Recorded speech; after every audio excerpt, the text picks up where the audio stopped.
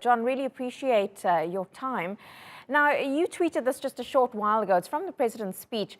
We believe in equal opportunity, equal justice, and equal treatment for citizens of every race, background, religion, and creed. Every child of every color, born and unborn, is made in the holy image of God.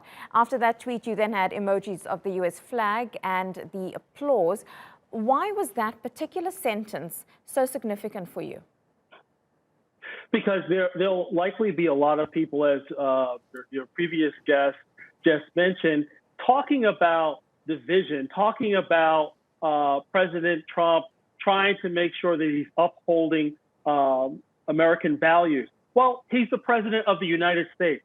That's his job, to make sure that we're upholding the values of our country, the beacon of light of freedom. The reason why there are millions of people all around the world wishing and trying to get to America. Why? So they can take part of liberty. They can take part of actually living and given an opportunity to live out their dream and making sure that their future generations can do the same. So I'm glad this president actually laid out the beginning, the troubling times, the leadership of various presidents, highlighting the fact that, no one is perfect.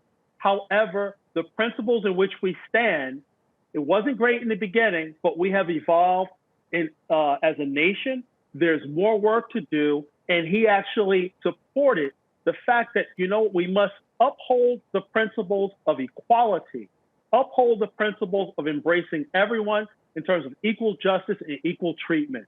I think if people would stop sowing the seed of division and actually join hands and doing their part to make sure that this country remains what it is on the path to improvement. John, I think that's a very nice sentiment about people holding hands and trying to move forward in America. But for the thousands of those Black Lives Matter protesters who've come out for several weeks, equal opportunity and equal justice is not something that they're seeing every day in their lives. I mean, so what do you have to say to them?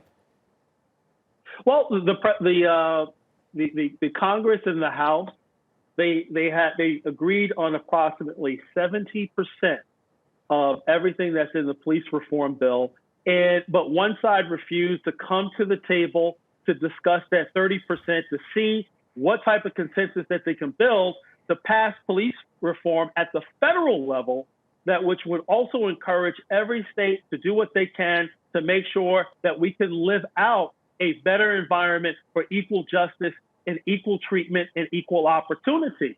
We're not going to achieve such by tearing down statues, tearing down our values. And as the Black Lives Matter president of the greater New York area, what he stated a few weeks ago is that if they don't, it's almost like a ransom though, if America does not heed to BLM's demands, they are going to burn the country down.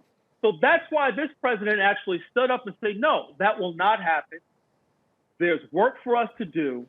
Let's sit down, get it right in terms of police reform and other things in our society to make sure that we uphold the values of America. Yeah, a lot of work to be done indeed. John Burnett, really appreciate your time and your take on that. Live to us there from New York.